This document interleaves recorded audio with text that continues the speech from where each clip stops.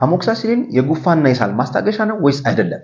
በጣም ብዙ ሰዎች ልክ ጉፋን ሲይዛቸው ወይም ደግሞ ጉሮሯቸው ላይ ሲከረክራቸው ወይም ሳል ሲይዛቸው ቀጥታ እንደ ማስታገሻ የሚጠቀሙት አሞክሳሲሊን ነው። አዋቂዎችም ለህፃናትም ብዙ ፋርማሲስቶችም ሳል ሲኖረው ለብዙ ሰው አሞክሳሲሊን እየሰጡ ነውና ይህ ነገር ትክክል ነው ወይስ አይደለም? ሰላም እንዴት ናችሁ? ዶክተር ፋሲል መንበረ እባላለሁ። የህፃናት ስፔሻሊስት ሐኪም ነኝ። ዛሬ ስለ ጉፋንና የቤት ውስጥ ማከሚያ ዘዴዎችን ይዤላችሁ ቀርብ ያለው ዋና 5 መፍትሄዎችን እነግራችኋለሁ። ከዚህ ጋር በተያያዘ ስለ አሞክሳሲሊን እናወራለን። አሞክሳሲሊን በነገራችን ላይ አንቲባዮቲክስ ነው። አንቲባዮቲክስ ማለት ባክቴሪያን የሚያጠፋ ወይም ጸረ ጀርም ጸረ ባክቴሪያ ማለት ነው። ስለዚህ የሚያጠፋው ባክቴሪያን እንጂ ቫይረስን አይደለም። እንደምታውቁት ደግሞ ጉፋን የሚመጣው በቫይረሶች ነው። አዲኖ ቫይረስ፣ ሜታኒሞ ቫይረስ፣ ኢንፍሉዌንዛ ቫይረስ እነዚህ የመሳሰሉት ኮሮና ቫይረስን ጨምሮ ማለት ነው። ሁሉም ጉፋን ማምጣት ይችላሉ። ታዲያ አሞክሳሲሊን ስንል ባክቴሪያ የሚያጠፋ ከሆነ ቫይረስን አያጠፋም ማለት ነው። ስለዚህ አሞክሳሲሊን የሳል ማስታገሻም አይደለም፣ የጉፋን ማስታገሻም አይደለም። ባክቴሪያ ኢንፌክሽን ካለ ጉሮሯችን ላይ ብቻ ወይም ሳምባችን ወይም ሌላ ቦታ ባክቴሪያ ኢንፌክሽን ካለ የሚያጸዳ መድኃኒት ነው።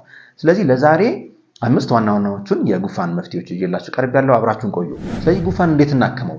አንደኛ በቤት ውስጥ ህክምና ውጤታማ የሆኑ ህክምናዎች አሉ። በሱ ካልተሳካ ደግሞ ህክምና ማድረግ ተገቢ ነው። ስለዚህ የመጀመሪያው አንድ ብርጭቆ ሻይ ሊሆን ይችላል ወይ ወተት ሊሆን ይችላል። እሱ ላይ ነጭ ሽንኩርት 1 ወይ 2 ነጭ ሽንኩርት በማድረግ ከላይ ደግሞ 1 ማንኪያ የወይራ ዘይት ወይም ደግሞ የጥቁር አዝሙድ ዘይት በማድረግ እሱን በቀን 1 ወይ 2 መጠጣት። ይሄ የመጀመሪያው መፍትሄ ነው። ሁለተኛ የቤት ውስጥ መፍትሄ 1 ብርቱካን ወይ 2 ብርቱካን ጨምቆ እላዩ ላይ 1 ወይም 1 ከግማሽ የዝንጅብል ዱቄት በማድረግ አንድ ላይ በማማሰል ማር ትንሽ ማድረግ ይቻላል። ይህንን በቀን 2 3 መጠቀም።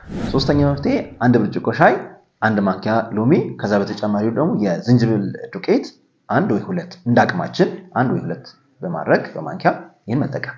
አራተኛ መፍትሄ 2 ማንኪያ የተልባ ዱቄት 1 ማንኪያ ማር ይህንን ሻይ ውስጥ ወይም ቡና ውስጥ በማድረግ ከዛ በተጨማሪ ደግሞ 1 ማንኪያ ቅቤ በማድረግ ይህን በማዋሃድ ይህንን አንድ ላይ የፈላ ውሃ ውስጥ አንድ ላይ በማዘጋጀት ሊሆን ይችላል ወይ በቡና ወይ በሻይ በመጠቀም ጉሮሮን ማከም ይቻላል፣ ጉፋን ማከም ይቻላል። አምስተኛውና ዋናው ደግሞ ፍሉ ቦምብ ይባላል። በጣም ከባድና ለማዘጋጀት ብዙ ኢንግሪዲየንት የሚፈልግ ነው። ስለዚህ የመጀመሪያው 2 ብርቱካን ቆራርጠን እናዘጋጃለን።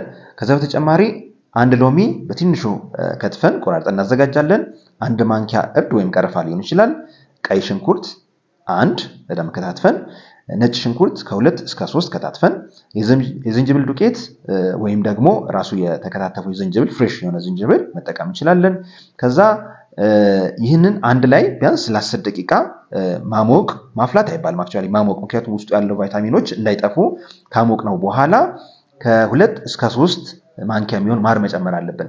ታዲያ ማር ስንጨምር መጨረሻ ላይ ከፈላለት በኋላ ወይም ከወጣ በኋላ እንጂ መጀመሪያ እሳት ላይ ማር ማድረግ የለብንም። ቶክሲክ ሊሆን ይችላል፣ እንዲሁም ማር ውስጥ ያሉት ንጥረ ነገሮች ሊያጣ ይችላል ማለት ነው። እነዚህ የተዘጋጁትን ነገሮች አንድ ላይ አድርጋችሁ ሲፈላ ወይም ሲሞቅ አንድ ላይ በፎጣ ብትታጠኑት ለአዋቂም ለህፃንም ለሁለቱም ይሰራል። ይህን ስናደርግ ህፃናት እንዳይቃጠሉ በጣም ከፍተኛ ጥንቃቄ ማድረግ ያስፈልጋል። በጣም መፍትሄ የሚያመጣ ነገር ነው። ከዚህ በተጨማሪ ደግሞ በቂ ረፍት ማድረግ፣ በቂ ፈሳሽ መውሰድና ህመም ካለ ራስ ምታት ካለ ትኩሳት ካለ ደግሞ ፓራሲታሞል እንደየእድሜው ለአዋቂም ለህፃናትም የተዘጋጃለ ፓራሲታሞል በተጨማሪ መጠቀም ይቻላል። ሆኖም ግን ይህ ብሶ ከ7 ቀን በላይ ከቆየ ለምሳሌ ቶሎ መተንፈስ፣ ማቃሰት፣ የደረት ውጋት፣ ትውከት እና ከፍተኛ ትኩሳት በተለይ ለህፃናት ደግሞ ከ38.5 በላይ ከሄደ ግን ሐኪም ጋር ቀርቦ ማሳየቱ የተሻለ ነው የሚሆነው። ለዛሬ ያለኝ መረጃ ይህን ይመስላል። እኔ ዶክተር ፋሲል መንበረ እባላለሁ። የህፃናት ስፔሻሊስት ሐኪም ነኝ። ይህ መረጃ በጣም ለብዙ ወላጆች የሚጠቅም ስለሆነ ላይክ፣ ፎሎ በማድረግ እንዲሁም ኮፒ ሊንክ በማድረግ ለሌላው ሼር እንድታደርጉ ተጋብዛችኋል። መልካም ጊዜ